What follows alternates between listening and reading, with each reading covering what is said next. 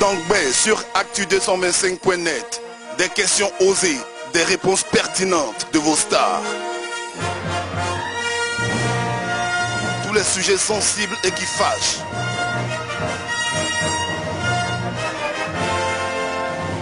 Donc vos stars se dévoilent, mais c'est à vous que revient le dernier mot.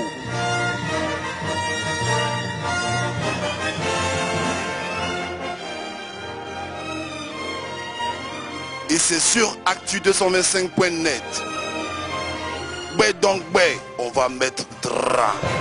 Bonjour Glazaï Kevin. Merci d'avoir accepté de passer ces quelques instants là sur actu225.net. Bonjour à toi aussi. Et puis bonjour à tous ceux qui suivent actu225.net.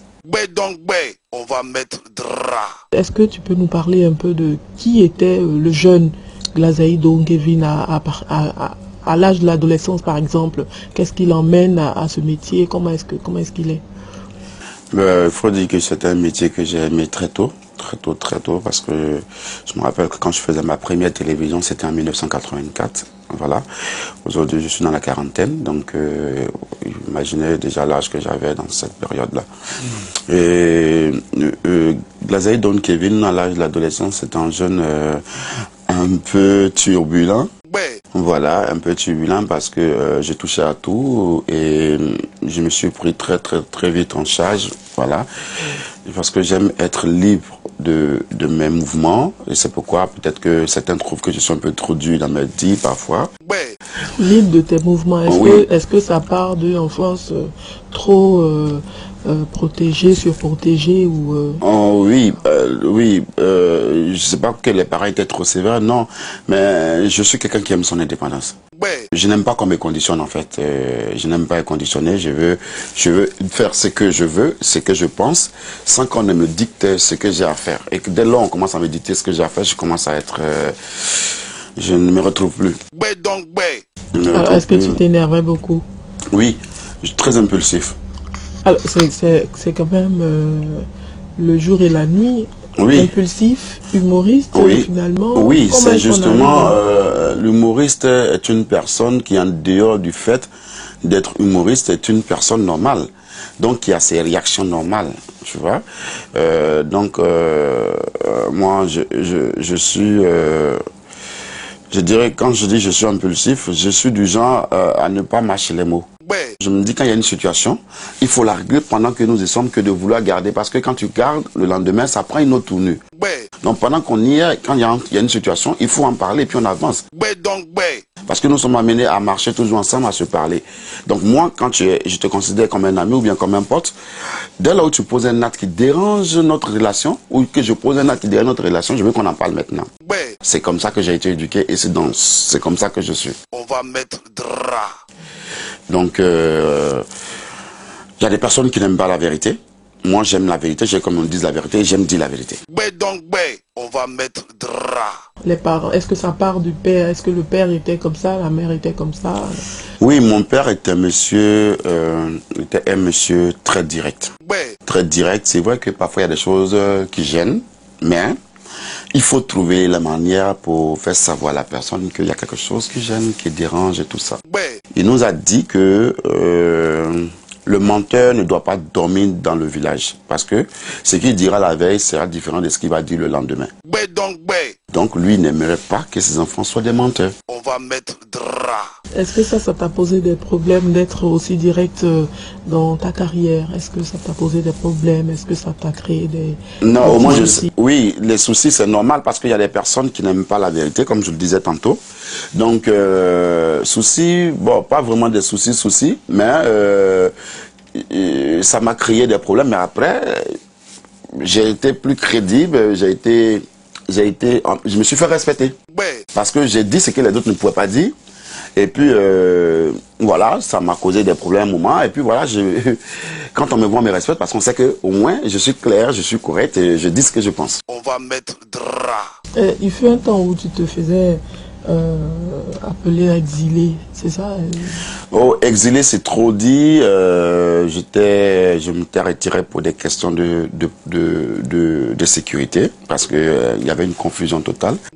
Donc, me voici aujourd'hui, je circule à Abidjan. Donc là, je suis là parce que ça va. On peut circuler. Ouais. Je m'étais retiré parce que je ne pouvais pas circuler. Et comme je suis du genre à ne pas fermer la bouche, je préfère rester loin et puis observer parce que je n'aime pas qu'on me conditionne, c'est ce que je dis. Tu n'as pas à me dire comment je dois vivre. La seule chose qui m'appartient, ce sont mes pensées. Ouais. Donc si toi, tes pensées doivent être mes pensées, en ce moment, je ne vis plus, je n'existe plus. Ouais, donc, ouais. Voilà, et ça dérangeait beaucoup. J'ai des amis qui étaient dans le milieu, qui avaient des problèmes même pour marcher avec moi quand je suis revenu du Bénin, parce que quand ça chauffait, je m'étais retiré au Bénin. Et du genre, on ne veut pas se faire taxer de temps parce que son image et trucs. Mais moi, mon image, ceux qui eux, ils fuyaient là, moi je cause mieux avec eux. Ouais, donc, ouais. Parce que je leur dis la vérité, ils me disent la vérité. On va mettre drap. Je dis que chacun est libre de ses opinions. Ouais. Hein, ça n'empêche pas que nous soyons des amis. Ouais, donc, ouais. Mais ils sont plus lâches, ceux qui pensent qu'ils ne doivent pas marcher avec moi, parce qu'on va les taxer de temps, mais qui réellement ne sont pas avec eux. On va mettre drap. C'est ça c'est ça aussi qui est la réalité. Il ne faut pas être lâche avec la personne, parce que quand la personne découvre que tu es lâche, c'est que tu voulais éviter, la même va t'arriver 2 fois où le pire va t'arriver. Ouais. Mieux vaut dire à la personne, on est amis certes, mais on n'a pas la même vision, on n'a pas les mêmes opinions, parce que moi, voilà ce que je pense de cette situation. Et puis, notre amitié continue dans la vérité. On va mettre drap. Voilà. C'est comme ça, moi, je fonctionne. Voilà. Est-ce que c'est ce qui explique plus ou moins, on va dire, le départ, on va pas le départ, mais la petite séparation d'avec ceux avec qui tu as travaillé dans le temps. Quand je parle de ceux avec qui tu as travaillé dans le temps, on parle d'Adama Daiko et toute la... Ouais, Daiko, je dis toujours que moi, quand il y a une situation qui ne me plaît pas, je la fais savoir. Avec Daiko, le Dromican, c'est disloqué en son temps parce que il y a des choses qui n'avaient pas été respectées. Ouais. On avait un grand frère qui s'appelle Touri Aboubakar, qui était notre aîné, grâce à qui nous avons eu de l'espace faire de la locodrome et pour pouvoir nous faire connaître et tout ça. Et à la suite de la locodrome est né le Dromican et voilà, nous sommes lancés et boum, ça a été un succès. Et au moment où on devait maintenant se partager, comment on appelle, les gains, c'est en ce moment-là que on va nous faire savoir que non, c'est pas un groupe, mais vous accompagnez Daiko. Donc pour ce fait, vous ne pouvez pas faire un partage équitable. Ouais, donc, ouais. Moi je dis non, ça marche pas. On va mettre drap. J'affronte. Les autres ne pouvaient pas le faire. Moi, je vais demander rendez-vous. Je me suis assis avec Touri Aboubakar. Je lui ai dit, je suis désolé, mais je me retire. Ouais. Quand je me suis retiré, ça créait ce que ça pouvait créer. Il y a eu un froid. Est-ce que c'est pas trop facile de se retirer? Il faut pas plutôt, enfin pas négocier, mais en discuter, comme dirait l'autre, s'asseoir sur la table, discuter. On discute lorsqu'on ouvre une brèche. Ouais. Je dis que je n'aime pas la dictature. Ouais, donc, ouais. Dès lors où tu m'imposes quelque chose, moi, il n'y a plus de discussion. On va mettre drap. On discute lorsqu'il y a une brèche. Ouais. Moi, je me suis retiré, je l'ai demandé, j'ai réuni les amis, je leur ai dit, ben, je me retire. Nous sommes tous des artistes, nous avons du talent. Nous sommes mis ensemble pour travailler. Ben, si on pense que travailler en groupe ne doit pas faire bénéficier à l'ensemble du groupe et que ça doit faire profiter à une seule personne, ben, moi je me retire parce que je veux qu'on profite tous. Ouais. Voilà, je me suis retiré, je suis allé en carrière solo. Ben, Dieu merci, voilà, ça donne ce que ça donne aujourd'hui. Mais n'empêche que je suis resté en très bon terme avec mon frère Daiko. Très bons amis, on se confie certaines choses. Et là, normalement, nous avons un projet de revenir avec le Dromican. Mais cette fois-ci, avec vraiment toutes les bases. Voilà, bien décrit, tout est bien dessiné. Puis voilà, on reprend, parce que les gens nous ont aimés ensemble, ils ont apprécié notre complicité. C'est vrai que quand moi je suis parti de Dromican, il a essayé de travailler avec certaines personnes, mais ça n'a pas donné la même coloration, parce que Kevin, c'est Kevin. Ouais. Tu peux imiter Kevin, mais tu ne seras jamais Kevin. On va mettre drap. Et les rapports avec Touri Aboubakar? Ben, il est resté mon grand frère. Je dis que moi, quand j'ai fini de parler d'un problème, il ne doit plus avoir d'antécédents. Puisque le problème, on en parle. Quand on en parle, c'est fini, il faut qu'on avance, la vie évolue. Ouais. C'est vrai qu'il n'a vraiment pas apprécié trop ma réaction, parce que étant un petit frère, il ne pensait pas que j'allais pouvoir m'asseoir et pouvoir lui dire certaines choses. Mais je l'ai fait pour qu'aujourd'hui, puisque quand je le croise toujours, je vais vers lui, mon grand frère, en cause. C'est un monsieur qui m'a beaucoup estimé. Il m'a beaucoup estimé, donc je ne pouvais pas rompre nos relations comme ça, voilà. Donc quand on a fini de régler ce qu'il y avait à régler, moi j'ai continué. Ça a créé certaines choses, paix à son âme, Traoré Amadou Sékou, qui était un de nos doyens aussi, qui me suivait. Aussi a eu le courage de parler avec Abou. Et puis bon, on a trouvé un terrain d'entente et puis voilà, on a évolué. Alors si d'un coup de baguette magique, tu devais changer le monde dans lequel nous vivons, qu'est-ce que tu enlèverais?